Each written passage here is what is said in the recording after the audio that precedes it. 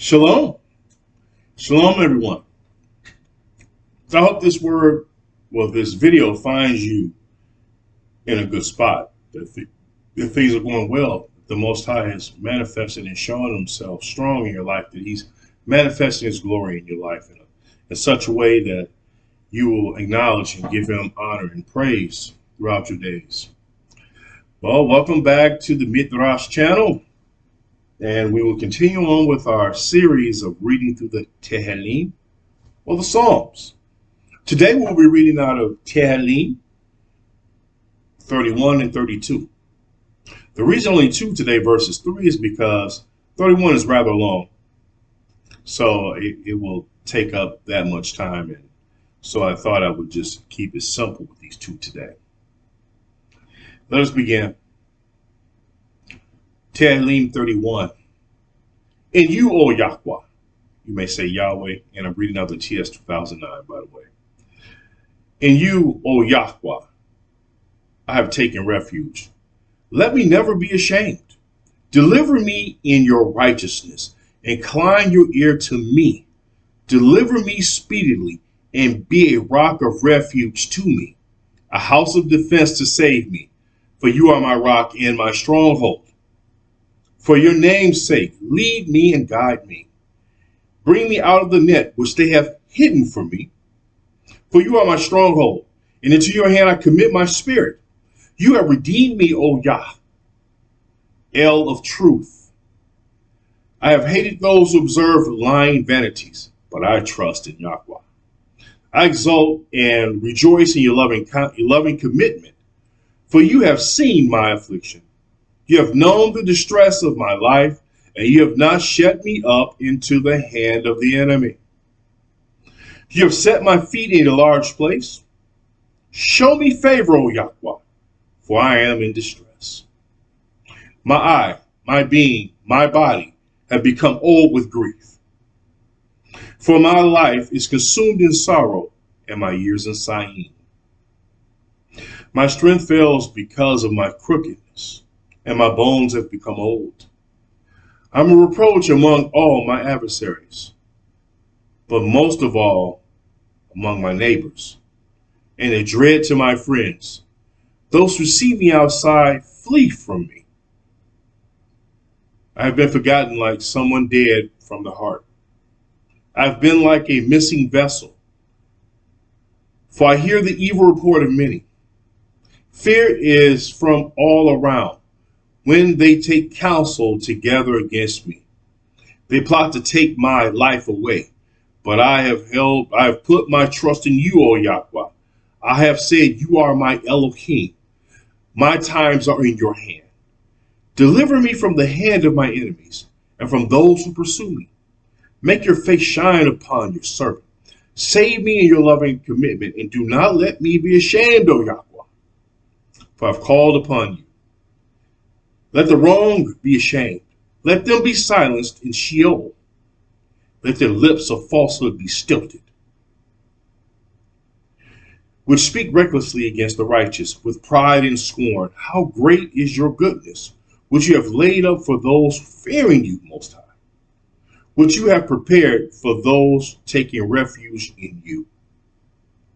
In the sight of the sons of men, in the secrecy of your presence, you shall hide them from the plots of man. You shelter them in a booth from the strife of tongues. Blessed be Yahweh, for he has made marvelous his loving commitment to me in a strong city. And I have said in my haste, I am cut off from before your eyes.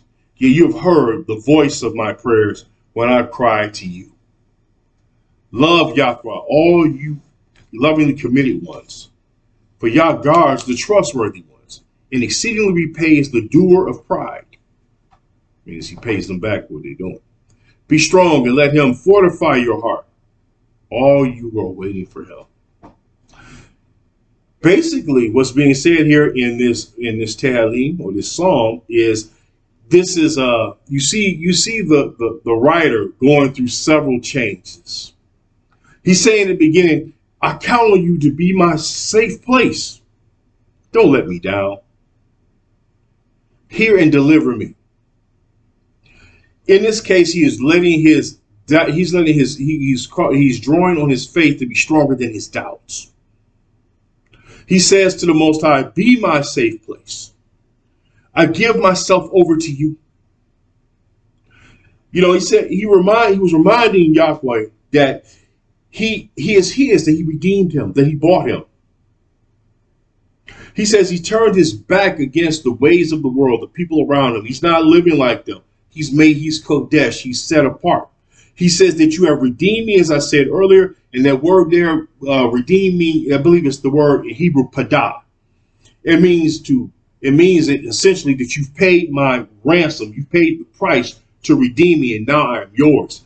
A similar thing would happen when a kinsman redeemer would come and pay the slave price to redeem one of the relatives who may have gotten hemmed up in a situation, and now they're under the foot of somebody else, and they would come and they redeem and they would ransom that person so they can restore them back to the way they should have been in the first place, bringing them back home. And even outside of that, you were able to buy a person. This is that time. You could buy a person, and now that person's life belongs to you because you have paid the redemption. And that is why you're often to say the Most High, he's paid the cost, and we've given our lives to him. So we are redeemed, and he's reminding him that I belong to you, because he feels like he's not there. But though he knows he will deliver him, he's just like, look, I need your help. He's saying to him that, hey, look, this, I'm going to use it regularly. Look, this stuff is no joke. They got me hemmed up and they're trying to take me out. But see, he takes courage in knowing that he takes courage in the fact that he knows the Most High is his deliverer. He has a track record of being there for him, because remember, he says, you have redeemed me. So he has a track record which he's drawn upon, and faith is always based on the track record of what has been done before. That's why certain friends' words mean more to you than somebody else's, because one person has a track record and another does not. The Most High Yah sets a track record with his people, and faith is essentially believing in his track record. That if he did it once, he did it twice, he did it 12 times, he'll do it this one. That doesn't mean we don't feel the heat of the day like we see here in Psalm 31. He feels these issues going on, but he's also trusting that the Most High will be there for him. All right. Now, let us read Tehillim 32. He says, blessed is he whose transgression is forgiven, whose sin is covered. Blessed is the man to whom Yahweh imputes no crookedness, and in whose spirit there is no deceit. When I kept silent, my bones became old. Through my groaning all the day, for night and day your hand was heavy upon me. My sap was turned into the droughts of the summer. I acknowledged my sin to you, and my crookedness I did not hide. I have said, I confess my transgressions to Yah, and you forgave the crookedness of my sin. Therefore, let every lovingly committed one pray to you while you may be found.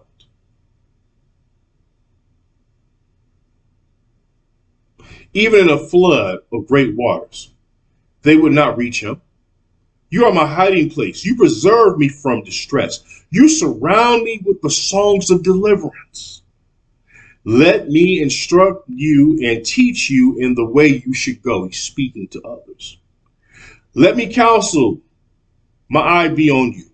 Do not be like the horse, like the mule, with no understanding, with bit and bridle, with bit and bridle, else they do not come to you.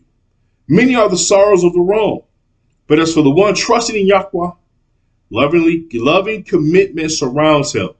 Be glad in Yahweh and exult, you righteous, and shout for joy, all you upright in heart.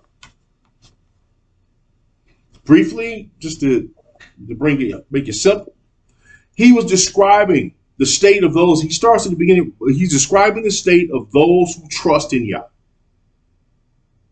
He's saying, one, they are forgiven. And two, the Most High Yahweh sees no crookedness in this person. So he said that's the being of those who are set aside, who are the Kodeshim, those who are the ones who walk in righteousness. Righteousness. Okay, so how do they get there? How does that person qualify to be called that? Glad you asked. Let's go on to verses 4 through 6. He's saying that they're in that person, those people are in a constant state of self-examination, confession before Yah, and they're receiving forgiveness. They're constantly making the teshuvah. They're constantly making the repentance. They're constantly turning back to him, and they are constantly examining themselves. They pour out he says, I pour out my being. In other words, the writer is saying, I am a constant gardener. That term constant gardener means somebody who's always on the lookout, a sentinel. Somebody's always looking for the weeds. Somebody's always looking to pluck up even the smallest thing that looks like it's a threat to the ecosystem of the garden. So he said, I pour out my being. So he's pouring out his being in examination, in reflection, looking at it, pondering upon it. And what he finds impure in that system, he plucks out by confession, by owning it, by asking for forgiveness and turning away from the seeds that planted that crooked weed inside of him. He's saying the Most High is everything. This is what the writer is saying here, the songster. He's saying the Most High is my everything. This is the gist of what he's saying. And he said he surrounds his people. He mentions it twice. He said with deliverance, and loving commitment. The loving commitment is his covenant, his promises. Again, with the things he said he would do when you're standing with him, you are surrounded. It says that the word surround appears twice. And if I remember my Hebrew right, that's the word sabab. The word sabab means to encircle, to encompass, like water. It means to completely to deluge something, to completely cover it. It's like if you go down to the ocean, you may see like a rock inside the water, right below the waterline. It is, you could say that is completely surrounded. It is sabab by the substance around it. That's the water. The Most High Yah, when we are committed to him and we dedicate ourselves to him and our ruach belongs to him and we dedicate our lives to him and we're walking righteously before him in a place of self-examination and growth and constant and asking for forgiveness through confession, then he's surrounding us. He is our life. He is giving us protection. We are completely submerged inside of him, submerged in his promises, submerged in his blessings. So this is why he's able to say at the beginning, blessed are those whose transgressions are forgiven and whose sins are covered. Because see, just like your sins are covered, you are covered inside of him. You're covered in righteousness. Again, that is the word now that we can make an argument for the word Kodesh again. That means to be severed, to be set apart, to move to the side. You are separated from the things around you. When you're encamped and surrounded by something, you are completely covered in it. And he's saying this, that the loving kindness and the loving commission, why am I stuttering? Is a thing that surrounds you, is the substance that completely coats your entire being.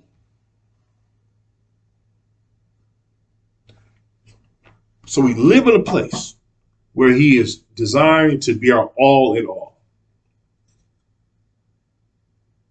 And then we commanded at the end, he says, is be glad and exult, you righteous. Shout for joy, all you upright in heart. Remember, he's singing songs. So this is an encouragement to the listener. In our case, we're reading it. That is a reading of today's Tehillim. What is that? Psalm 31 and 32.